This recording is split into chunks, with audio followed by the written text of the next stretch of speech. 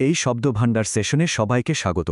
চলুন আজকে এমন ২৫টা জরুরি ইংরেজি শব্দ শিখে নেওয়া যাক যেগুলো জানা থাকলে বিভিন্ন পরীক্ষার প্রস্তুতিতে বেশ সুবিধা হবে।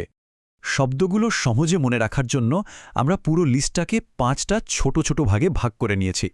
এভাবে থিম অনুযায়ী শিখলে দেখবেন শব্দগুলোর অর্থ আর ব্যবহার দুটোই খুব ভালোভাবে মনে থাকছে। তো চলুন শুরু করা যাক আমাদের প্রথম বিভাগ দিয়ে। এখানে আমরা এমন কিছু শব্দ দেখব যা সাধারণত কোনো নেতিবাচক কাজ, নিয়ম ভাঙা বা এই ধরনের ব্যাপারগুলো বোঝাতে কাজে লাগে। আচ্ছা, শুরুতেই দুটো মজার শব্দ, ফ্লন্ট আর ফ্লাউট। খেয়াল করে শুনুন, উচ্চারণটা প্রায় একই রকম, তাই না? কিন্তু এদের মানে কিন্তু একদম আলাদা। ফ্লন্ট মানে হলো নিজের কোনো কিছু নিয়ে গর্ব করে অন্যদের দেখানো। ধরুন দামি ঘড়ি বা নতুন গাড়ি, এগুলো দেখিয়ে বেড়ানোকেই বলে ফ্লন্ট করা।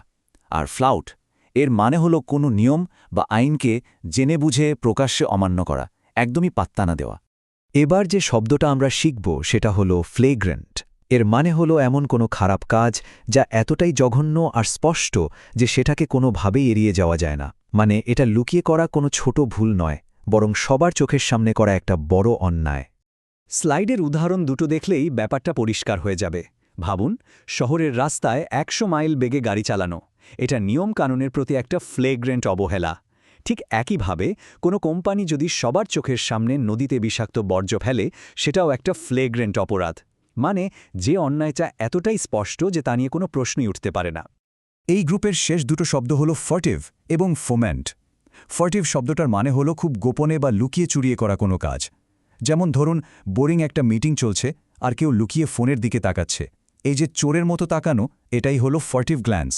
আর ফোমেন্ট, এর মানে হলো ঝামেলা বা হিংসা উস্কে দেওয়া।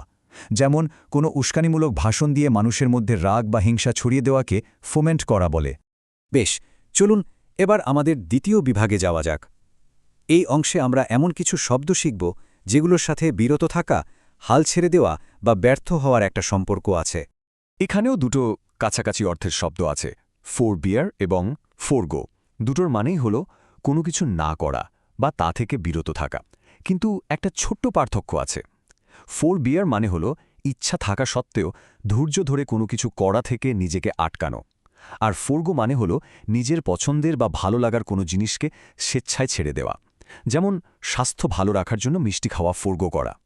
একটা বিষয় কিন্তু মাথায় রাখতে হবে, ফোরসেক শব্দটা ফোরবেয়ার বা ফোরগো থেকে অনেক বেশি জোরালো। এর মানে হলো কোনো প্রিয়জন বা কোনো দায়িত্বকে পুরোপুরি ছেড়ে দেওয়া, একেবারে পরিত্যাগ করা। এটা বেশ সিরিয়াস একটা শব্দ। উদাহরণগুলো দেখুন। প্রথমটায় বলা হচ্ছে বিপদের সময় বন্ধুদের ফরসেক না করার প্রতিজ্ঞার কথা, মানে তাদের ছেড়ে না যাওয়ার কথা। আবার দ্বিতীয় উদাহরণে একটা পুরনো বাড়িকে পুরোপুরি ত্যাগ করা হয়েছে, সেটার কোনো যত্ন নেওয়া হচ্ছে না। দুটো ক্ষেত্রেই ফরসেক শব্দটার শক্তিশালী অর্থটা ফুটে উঠেছে। ফ্যাটের শব্দটার দুটো মানে আছে। একটা হলো আক্ষরিক অর্থ, মানে কয়েদিকে বেঁধে রাখার জন্য যে লোহার শেকল ব্যবহার করা হয়। আরেকটা হলো আলংকারিক অর্থ। এখানে ফেটার বলতে এমন যে কোনো কিছুকে বোঝানো হয় যা আমাদের স্বাধীনতাকে আটকে রাখে বা সামনে এগোতে দেয় না। এই দুটো উদাহরণ দিয়ে ব্যাপারটা খুব সহজে বোঝা যায়।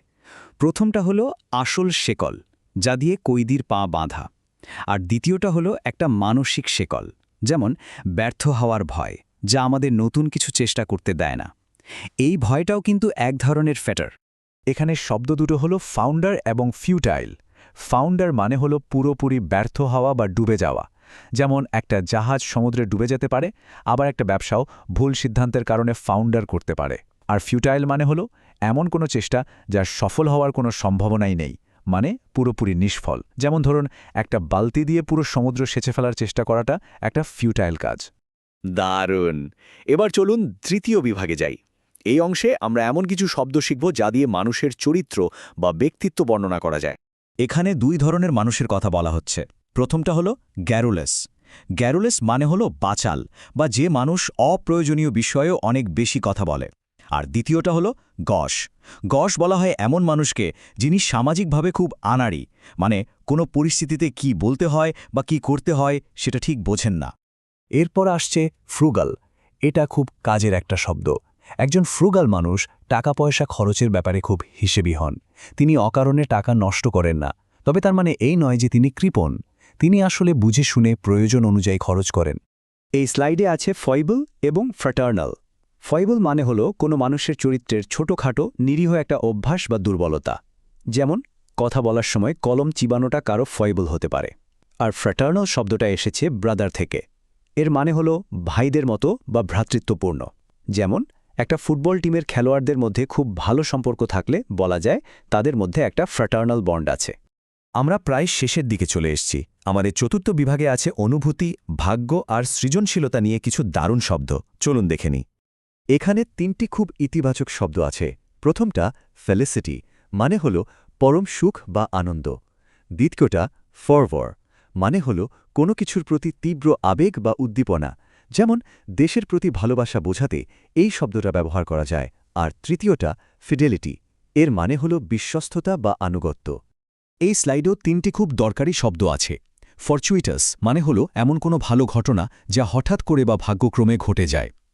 ফিকেন্ড মানে উর্বর বা ফলপ্রসূ। একটা জমি যেমন ফিকেন্ড হতে পারে, তেমনি একজন লেখকের মস্তিষ্কেও নতুন ধারণার জন্য ফিকেন্ড হতে পারে। আর ফ্রেনেটিক মানে হল পাগলের মতো ব্যস্ততা বা ছোটাছুটি, যাতে কোনো নিয়ন্ত্রণ থাকে না।